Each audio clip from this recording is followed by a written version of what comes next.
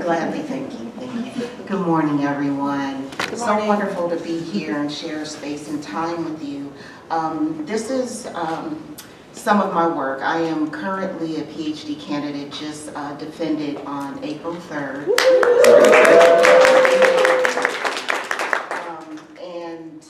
This is part of what I have been doing for a number of years. We are Mother's Gardens.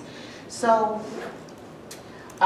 this project really explores how Black women's relationships to soil, cultivation, and care reimagine ecology, not just as environment, but also as sites of healing, resistance, and survival. And then I just press.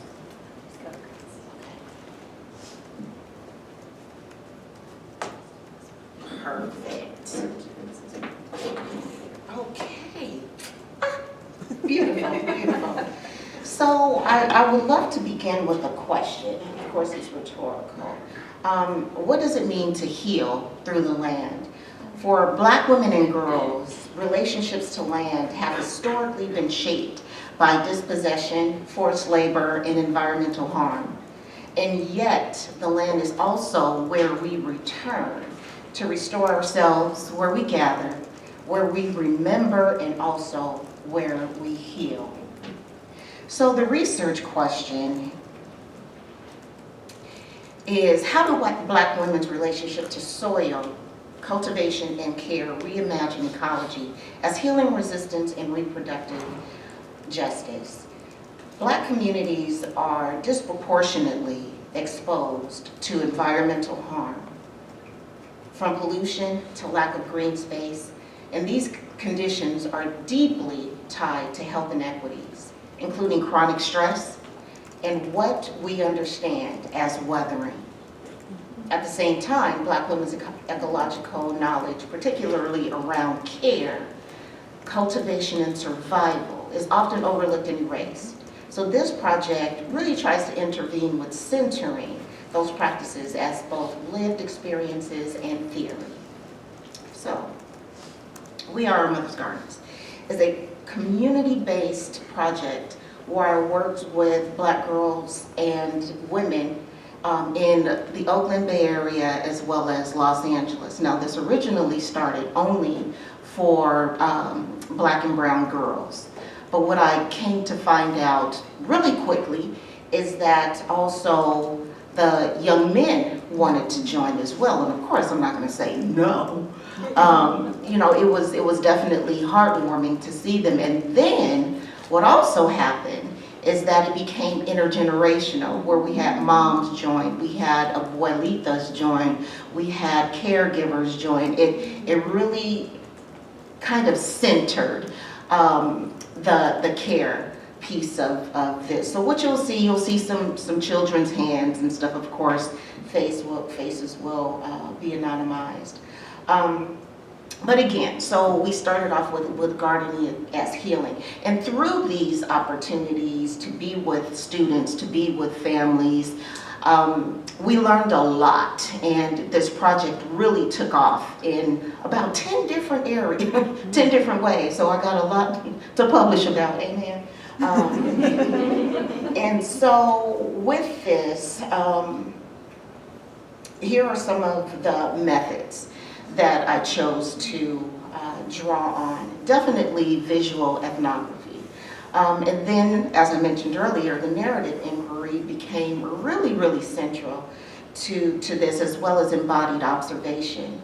And all of this really included oral histories, participant journals, and visual matters like photographs and garden maps. They were really good at the maps.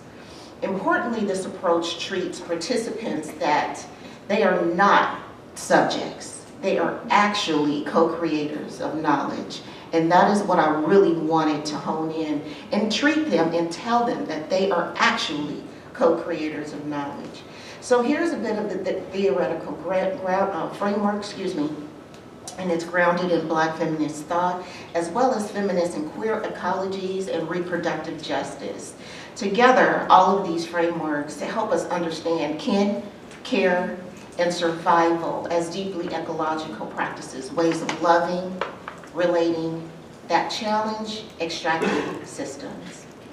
And so as I conceptualize the garden, I also conceptualize it as a living archive.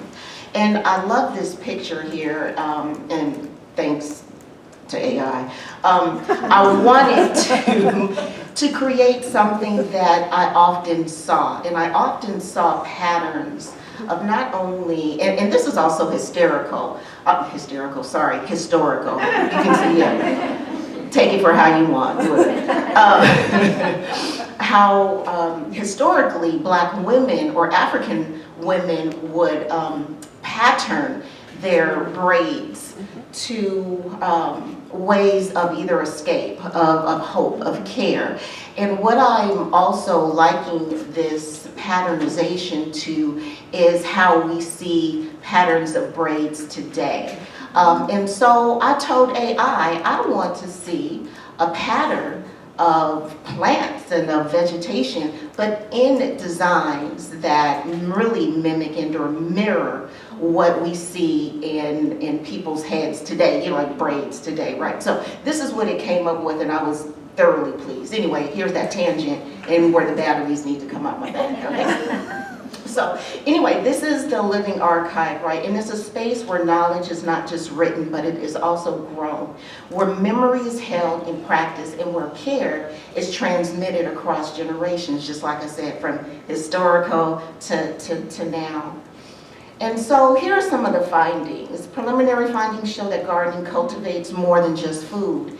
It cultivates community, participants decide, feeling more connected to one another. And we even had a few who had contentious relationships at the beginning. It may have even been for years, but as they began to dig their hands in the soil and find that everyone at that place was level, it gave them a different paradigm and also perspective into who and whose they were. And so during this finding, it also cultivates emotional healing, moments of reflection, release, and restoration. And so another area is also one of the most important insights is that care is ecological labor. And it's not only from what we plant, but it's all around us, and I love this space so much because you can look around and see not only the greenery, but the foliage, and it means, so much that these trees, these plants really provide a lot of the nutrients that we also need to live. And so tending to soil mirrors tending to self and tending to community. And these practices challenge dominant models of sustainability that prioritize extraction over reciprocity. So in the contributions, it really contributes to feminist and queer ecologies by centering Black women's practices as theory, not just as experiences, but also as knowledge. These practices offer new ways to think about relationality, kinship, and environmental justice. And they remind us that not only is ecology about systems, it's also about relationships. So as I close, and I made it within the 12 minutes, amen, I want to say this, that flourishing like soil requires care. The question is not whether these practices exist, but rather our theories and our institutions, and if they are ready to acknowledge them. Thank you.